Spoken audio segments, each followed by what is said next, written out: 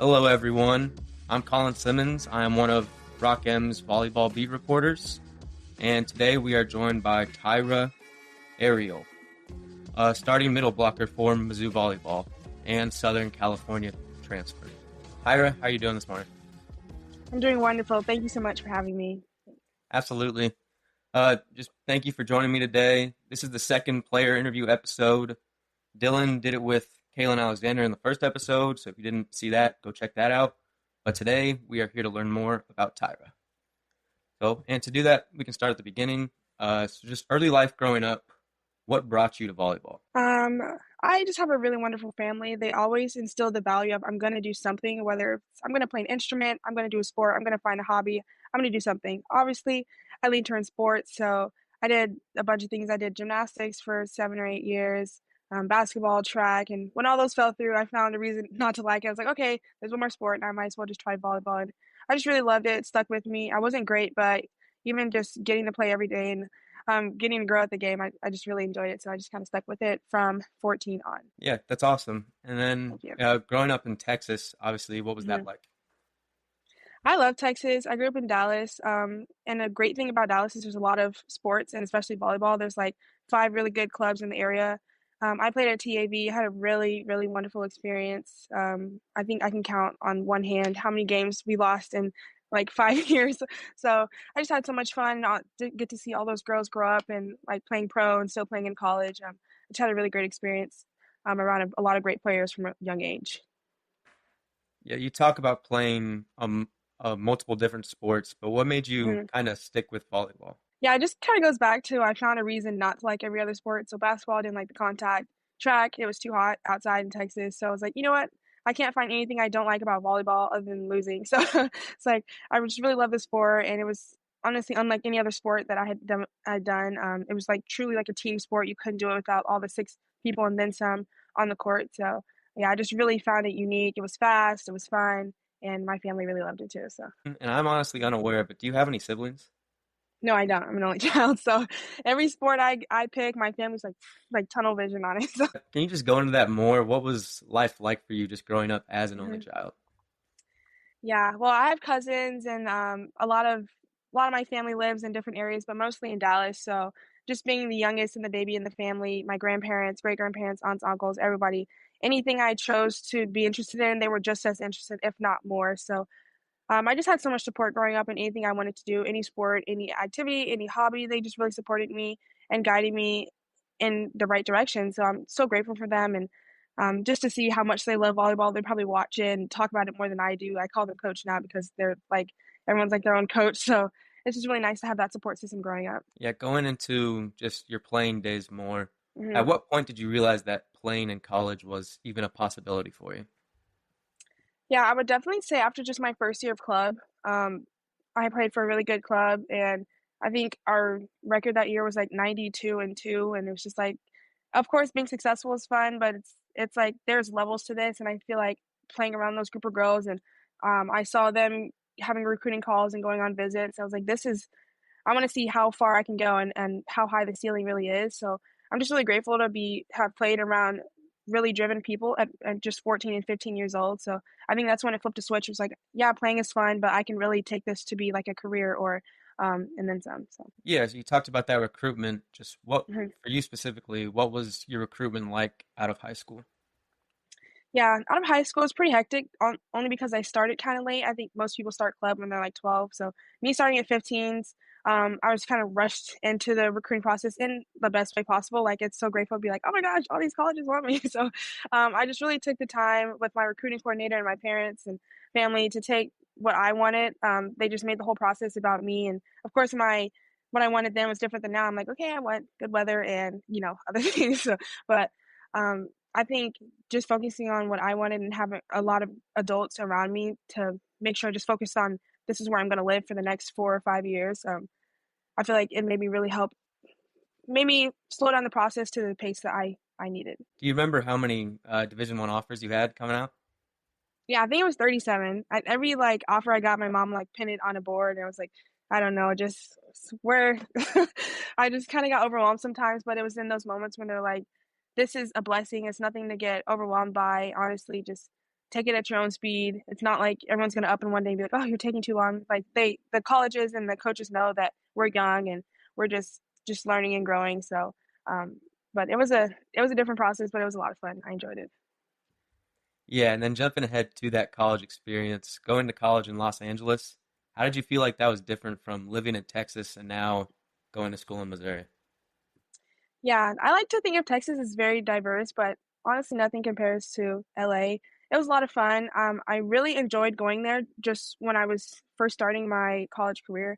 It helped me balance work, or not work, but like volleyball and life and trying to just find myself. There's a lot of kind of distractions in a way, but it just really helped me focus on how much do I want to give to the sport. And it's never going to be 50% life, 50% volleyball. So I really got to take a step back and was like, this, I'm going to use every day to the fullest potential to be as great as I can at my sport. And then I also live in this great area. I can use that to be myself outside of my sport. Yeah, so what do you miss most about going to USC and just living in California in general? Yeah, well, since I'm an only child, my parents also moved to California. They live about 45 minutes from LA. So obviously being close to my parents and my family, but they travel to all the home games. They have it or all the games, period. They really haven't missed any. But just simple things like good shopping and the weather. But honestly, Columbia has great weather. They have a lot of great trails that I've been walking and a lot of great food. So there's ups and downs to everywhere, but honestly I've seen more ups in both places than downs. So Did you get out to the beaches at all? oh yeah, absolutely. Yeah, a bunch of beaches. This was a lot of fun. You have to go to the beach when you when you live out there. Yeah, I know Caitlin talked about in her interview, Hmm. like being at Hawaii and the Yes, beaches, yeah. and then now talking about some of the lake retreats that the team's been on. Yes. She kind of weighed in on her take on the lake versus oceans debate, the good Hmm. sides to each. What is your take on that? Honestly, I had a blast in the lake. Kaylin was one of the ones where when we did go to the lake, we were in the water for like 8 hours. Like we just could not get out of the water. So I think that was kind of signaling that we missed the ocean and we missed the beach. But yeah, it's definitely different. But the lakes out here are gorgeous, and then the oceans, there might be a little bit more animals in there, but if you don't see them, it doesn't matter. So I've honestly really loved both. Yeah, ocean can definitely be a scary place for sure. Yeah. But so you spent those 4 seasons at USC, Hmm. one redshirt year, Hmm. only 2 schools, but you've played in 3 different conferences. What have you seen the Hmm. differences between Pac-12, Big Ten, and SEC? Yeah, I was just talking about that. It's so funny. Yeah, the Pac-12 it was just mainly West or only West Coast schools, so they have a different style of play. Because there's nice weather, there's a lot of beach volleyball, so beach players tend to be more have a different IQ. It's honestly like better IQ, I think, than indoor players. They just with their shot selection and they're not as super physical, but they don't have to be when they have like such high IQ. So that's why I saw in the Pac-12 and the Big Ten. It was honestly the complete opposite. You have all these like cold northern schools where it's like there's no beach volleyball and all there is to do in a lot of seasons is to play volleyball. So I saw that they were more physical, they were taller, um, and it's just a great volleyball conference. And in the SEC, it honestly there's no easy games. You can't roll over any team. Even if the top team is playing the last team in the SEC, it's going to be a dogfight. So that's really what I've noticed is like the way we prepare and practice and fight every game is really the same because it's a heavy hitter after heavy hitter after heavy hitters. But all of them have been super fun, but very very. I didn't expect each conference to be this different. Yeah, so sticking with your time at USC, 3 straight second round appearances in the NCAA tournament, and I believe you were injured for one of those, but just playing in all those and seeing that postseason success, what drove you to the decision to ultimately hit the transfer portal in your final season of eligibility? Yeah.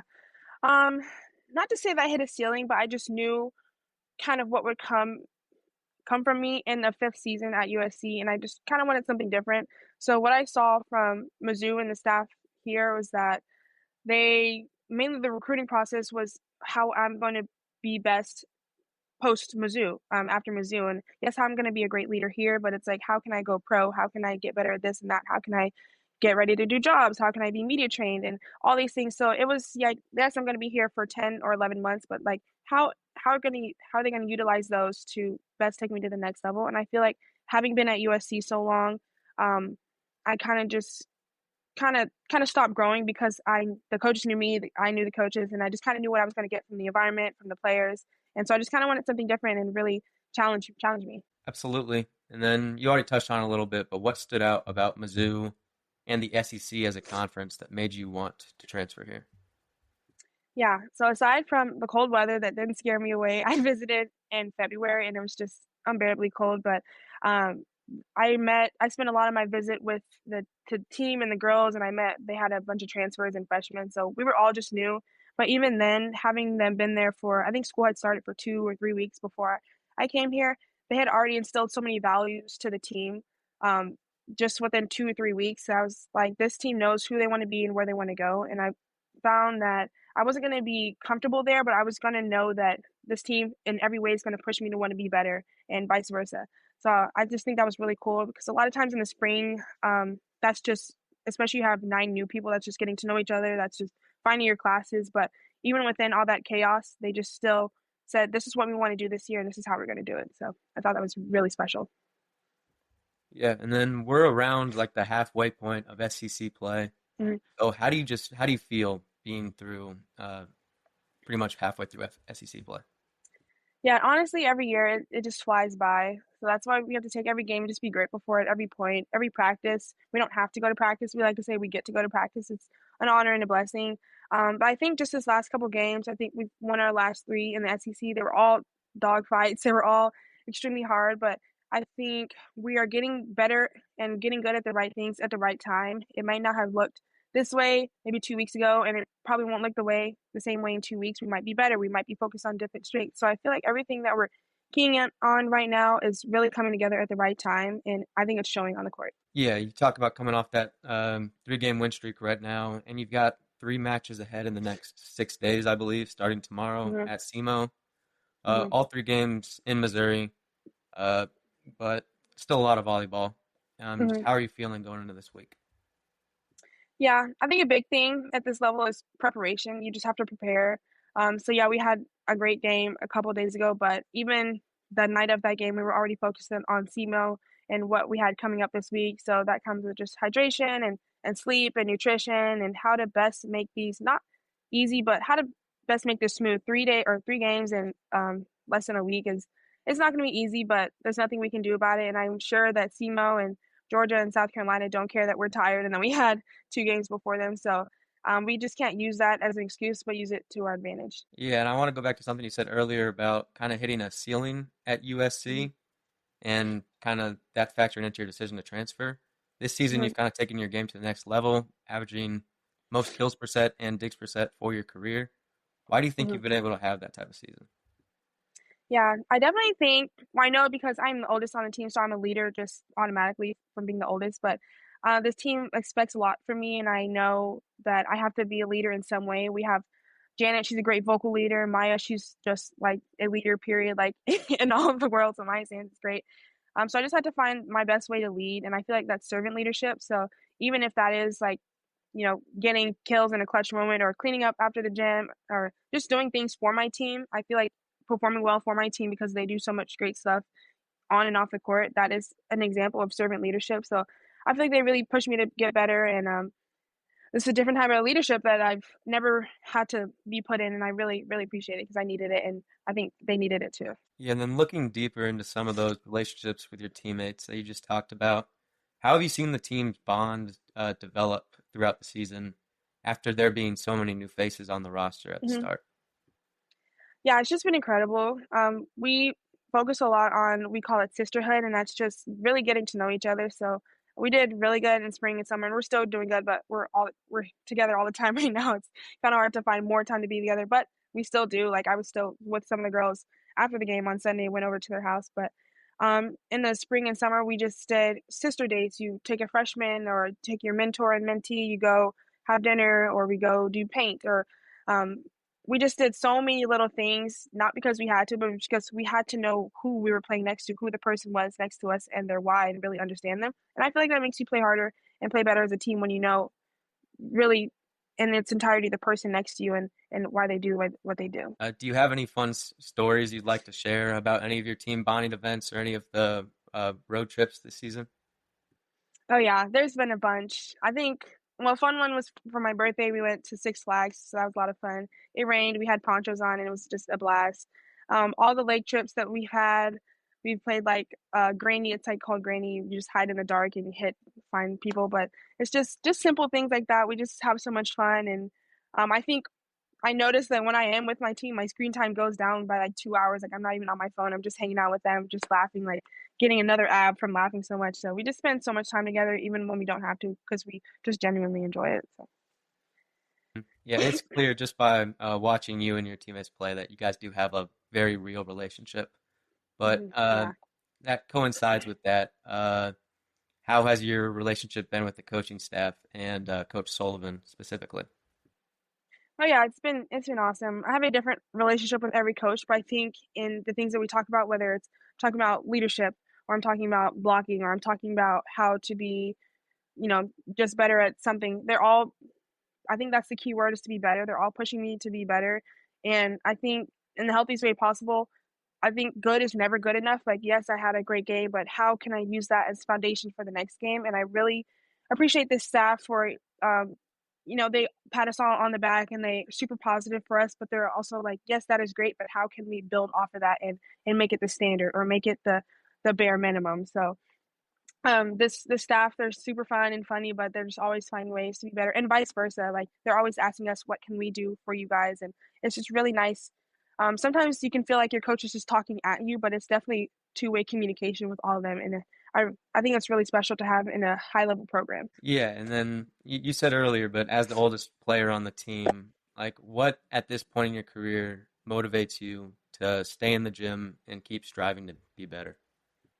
Yeah, obviously, just knowing that this is my last year, and I don't want to leave any game or any practice with regrets, looking back and saying, "Oh, I wish I'd done that. I wish I'd given more." And I try to tell that to my teammates, like, you need to give all you got right here, right now, because you're going to look back and wish you had done more, or wish you had done something different. And I feel like a lot of the things I kind of adapt in the mindset of, yes, I'm playing good, I'm doing these things, but I should be doing that. I've been in college for 5 years, so some of these things, like, yeah, they may be great, but this is what I should be doing when I'm 22 playing 18-year-olds. But it's just really nice. They're always joking about me, calling me grandma, but it's like I really appreciate that they see me in that figure as someone that they can come to because of my experience and things like that. Yeah, so we've talked a lot about your athletic sides of things, but you are also a So, student. Could you tell me what you're mhm. studying at Mizzou? Yeah, I'm Mizzou. I'm studying positive psychology.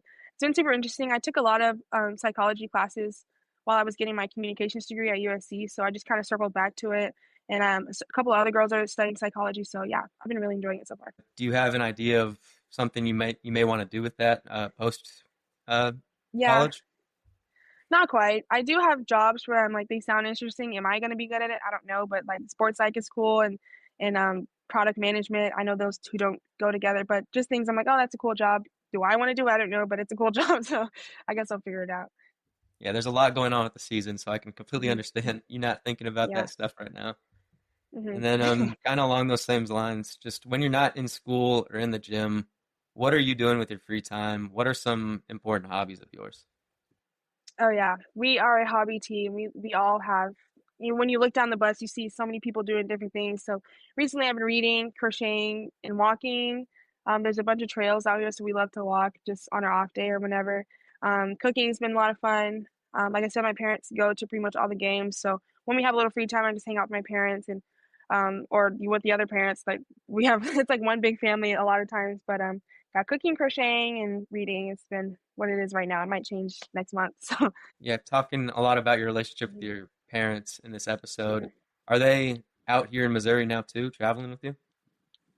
They left yesterday to go back to California, and then they're coming back on Thursday. So I see. I guess they could have stayed all week, but when you live in California, you just find any reason to go back home and then come back. So Yeah, I gotcha. And then, so getting back in, looking ahead to the future, I guess, mhm, a little less than a month left in the regular season. And mhm. as we look ahead to the postseason, what are some of your personal goals and then team goals? Yeah, personal goals. We actually just talked about this and we wrote them down and so we can put in our locker. But our team goals is to make it past the Sweet 16 to the Elite Eight. There's some stats that we just talk about every game and every day. It's like 16 digs a set and three like deep corner kills a set. It's just things that we've been working on all year, and then we think that's what is going to separate us from other teams. Like for me, it's like I want to be all SEC. I want to hit over 400 on the season, and just little things like that. But overall, we just really want to practice our LFG, which is love for the game, family, and grit, sisterhood, and then those stats, and then we want to win the SEC tournament and then make it to the Elite Eight. Yeah, I love those team goals. Can you touch more on those, like the personal side of things? Anything that you're looking to do for yourself for the remainder of the season? Yeah, I just obviously want to be the best that I can be. Stats aside, I'm always striving for stats. I love looking at the stats, but I don't want to be so stats driven that I feel like everything else doesn't matter. So I just want to really be a dominant player. I think as a middle, it's kind of easy to get by when we don't do our job just because there's so many other great players on the court. So I really want to put myself in every play and make it hard for the other team that um, I'm just annoying. I'm just annoying to play, and I'm just kind of dominant in that way. But I think the last couple games have really been those goals that I have in my mind with the stats and with the type of leadership and the type of player that I want to be have really been showing. So I think that's why I've been seeing the success, because just the goals that we talk about as a team and individual goals are really bringing out the best version of myself. Yeah, that's awesome. And that's all Yeah. the questions that I had for you today. Is there anything else that you'd like to say to any of the listeners? No, that was awesome. I'm just really grateful to be here at Mizzou. All glory to God. He's great. He brought me here, and this is his path that he has for me. So I'm super grateful to be a Tiger, and I can't wait to see what this team and this staff and this program does for the rest of the season. And I thank you for interviewing me. That was really nice. It was awesome. Yeah, thank you so much. It's been awesome to watch you and the team play this season. I'd like to thank you for coming on the pod again, and thanks to everyone who tuned in. We'll see you next time. Thank you. Thank you, everyone, for tuning in to Rock M Radio, a proud partner of Fans First Sports Network. Rock M Radio is the official podcast network of Rock M Plus, a new and exciting subscription service provided by me and the other voices of Rock M Radio. Please take a few moments to head over to rockm.plus and sign up for an account today. The cost is only $5 a month, and benefits include access to our live podcast, a subscriber-only message board, weekly newsletters, and more. If you enjoyed this episode of Rock M Radio and would like to see more just like it beamed directly into your personal device, make sure to click the subscribe button below and tell your friends. Our podcast feed is available through the Apple Podcast app for iPhone, Google Podcast app for Android, whatever app you listen to your podcast. You can also find Rock M Radio on Spotify. If you're looking for a podcast about your favorite team that is not Missouri Tigers, Fan First Sports Network is your answer. A full podcast network loaded with the team-specific podcasts covering Major League Baseball, the NFL, NHL, NBA, MLS, and more. And we'll be back with more episodes of Rock M Radio coming to you soon.